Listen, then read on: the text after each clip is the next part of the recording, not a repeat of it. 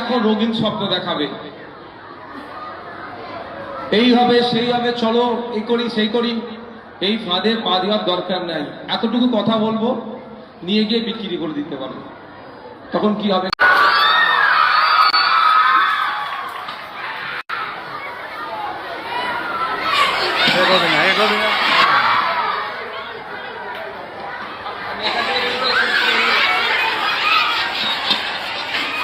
এটা কোন ক্লাস? প্রত্যেকটা রুমেতে সাউন্ড সিস্টেম আছে, আওয়াজ যাচ্ছে। আমি এখন ক্লাস 11-এ আছি, মানে যারা ভবিষ্যতের তারকা তোমরা আমাদের, কেউ হেলথ সেক্টরে, কেউ স্পোর্টসের, কেউ এডুকেশনের, কেউ এগ্রিকালচারে, সবাই তোমরা কিন্তু ভবিষ্যতের তারকা। তাই তোমাদেরকে সবাইকে বলছি যে শুধুমাত্র ভালো পড়াশোনা করলেই যে ভালো হয়ে যাবে এরকম ব্যাপার না। হয়তো রেজাল্ট ভালো হবে, কিন্তু শিষ্টাচার শৃঙ্খলা না থাকলে সমাজে কিন্তু সবার কাছে গ্রহণযোগ্যতা পাবে না। তাই আমার অনুরোধ, আমাদের ম্যাডাম যারা আছেন আমাদেরকে যে শিক্ষা দেয় পাঠ্যসূচির মধ্যে যেটা আছে সেটা তো অবশ্যই গ্রহণ করবই, সাথে সাথে সামাজিক জ্ঞান যেগুলো দেয়, সমাজে চলতে গেলে কিভাবে কি করতে হবে। কারণ এখন বিভিন্ন ফাঁদে ফেলে, বিভিন্ন কৌশলে, বিশেষ করে এই 11, 12, 9, 10 এই বয়সী বাচ্চাদেরকে কিন্তু ভুল পথে পরিচালনা করছে। তোমরা আমার থেকে অনেক ছোট, আমার বোনের মতো। তো তোমাদের বলবো যে কে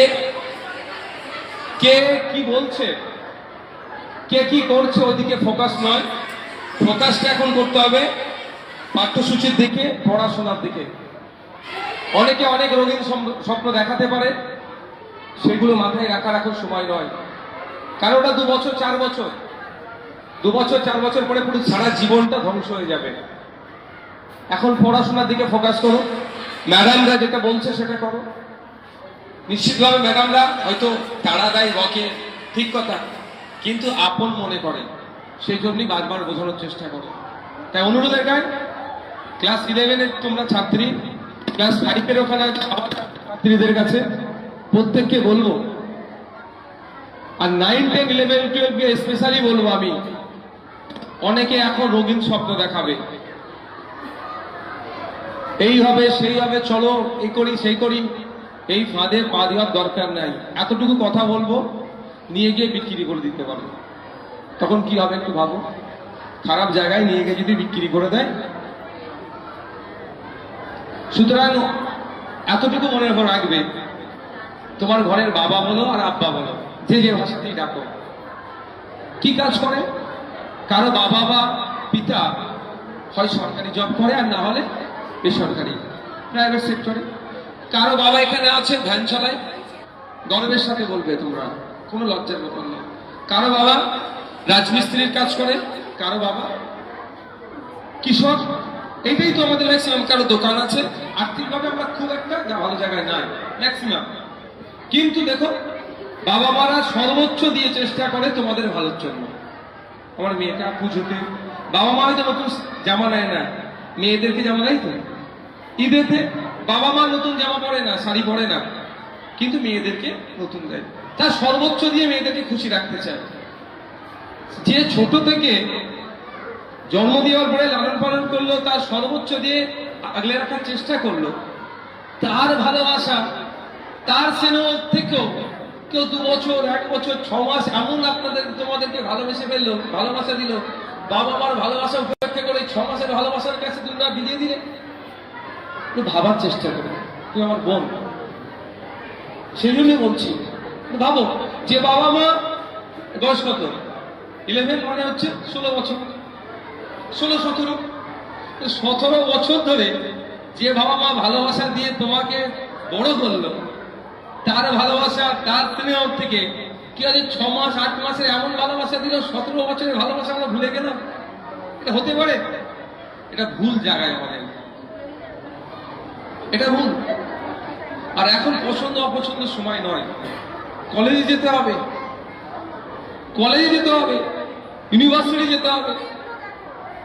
তারপরে দেখুন আমাদের বাড়ির মেয়ে ভূমিকা সিং, যে পাকিস্তানকে জবাব দিয়ে আসলে তো কর্নেল সুফিয়া কুরেশি হতে হবে, স্পোর্টসম্যান হতে হবে, জেট ফ্লাইট আপনারাই উড়াবে, আপনার যে Vande Bharat high speed train আপনারাই চালাবেন।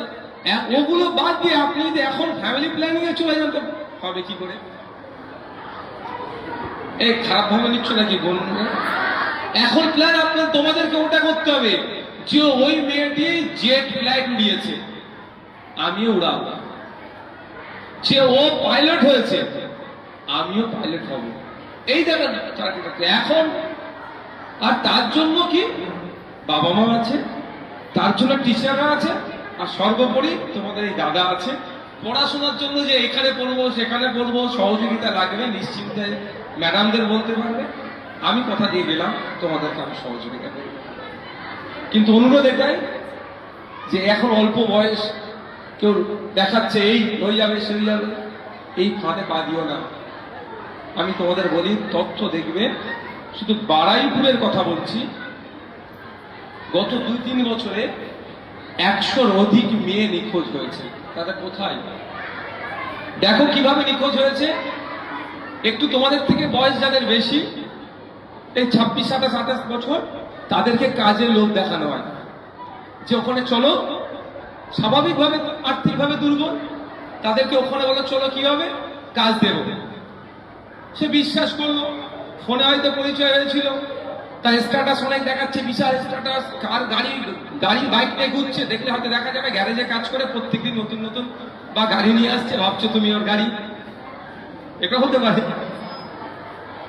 ও ভাবছো তোমরা হয়তো ওই 28-30 বছরের মেয়েগুলো, তারা তো ভাবছে অন্তত কাজটা করলে আমার পরিবারকে বাঁচাতে পারবো, তাদের মনে কোনো পাপ নাই।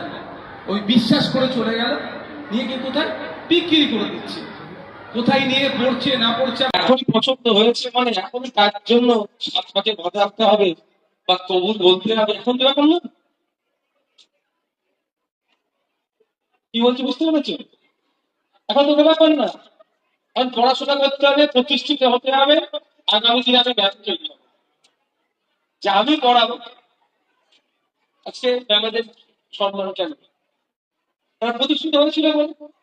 তাই তোমাদেরকে বলবো আমি, তোমরা কি এটা মাথায় রেখে চলো। এখন পরিস্থিতি ভয়ঙ্কর পরিস্থিতি, এত পরিমাণে তোমাদের বয়সী মেয়েরা পাচার হয়ে যাচ্ছে, তোমরা অবাক হয়ে যাবে। এমন জায়গায় নিয়ে গিয়ে ফেলবে, কাউকে দেখেও খুঁজে পাবে না, চোখের পানি পড়া ছাড়া কিছুই পাবে না তোমরা, কেউ দরকার থাকবে না। সেই সময় কথা ভাবো, পছন্দ হয়েছে বলে কারো বাইকে উঠে 4 চাকা উঠে চলে যাবে না। এটা অনুরোধ করছি তোমাদেরকে। পছন্দ হয়েছে আমার বাড়িতে বাবাকে ভালো, পড়াশোনা করো তুমি, আমিও পড়াশোনা করছি, আমিও প্রতিষ্ঠিত হব, তুমিও প্রতিষ্ঠিত হবে, তারপরে ফ্যামিলি প্ল্যানিং হবে। তোমার বাইকে চড়ে যেতে হবে না, বাইকে চড়ে যাচ্ছ, নাকি কিছু দিয়ে দিল, অজ্ঞান করে দিল, গাড়িতে তুলে দিয়ে বিক্রি করে দিল, তখন কোথায় যাবে বলো? বাবা মার কি হবে তখন? বাড়িতে আত্মীয় স্বজন আছে, তাদের কি হবে? এগুলো একটু মাথায় রেখো বোনা, মানে আমার যে বোনেরা আছে। আর একটা কথা, মোবাইল এখন ক্লাসে নিয়ে আসবে না, বারণ করেছে, নিয়ে আসবে না। মোবাইল থেকে যত দূরে থাকবে তত ভালো, পড়াশোনার জন্য তত ভালো। তোমার মোবাইলে আসক্তি ভালো না, এটা আমার কিন্তু বেশি মোবাইলের দিকে আমাদের প্রবণতা বেড়ে যাচ্ছে। থেকে দূরে থাকবে, ক্লাসে নিয়ে আসবে না। আর ম্যাডাম বলছিলেন সার্ভাইকাল ক্যান্সারের ডিটেক্ট করার জন্য, তোদের এটা বলে আমি শেষ করে দেবো, আমি টিচার নয়, ম্যাডামরা দেবে জ্ঞান, আমি না। ভারতবর্ষে যত ক্যান্সার হয় ম্যাক্সিমাম মহিলাদের ক্যান্সার, বেশি ক্যান্সার রোগী হচ্ছে মহিলারা। 1 বছরে প্রায় 58,000 মানুষ মারা যায় ক্যান্সারে। এক্সাক্ট আমার তথ্যটা মনে পড়ছে, হয় 58 লাখ না 58,000 মানুষ মারা যায় ক্যান্সারে। সব থেকে বেশি ক্যান্সার কাদের হয়? মহিলাদের। কিন্তু এই ক্যান্সারটা কখন মহিলারা জানতে পারে? অ্যাডভান্স স্টেজে, মানে তখন আর কন্ট্রোল করা খুব মানে কঠিন ব্যাপার হয়ে ওঠে, শুধু অর্থ শেষ হয়ে যাবে। কিন্তু তার আগে স্ক্রিনিং করা যায়, 15 থেকে 49 মহিলাদের স্ক্রিনিং করা যায় যে ক্যান্সার হওয়ার প্রবণতা আছে কি না নয় সেটাকে ডিটেক্ট করাও যায়।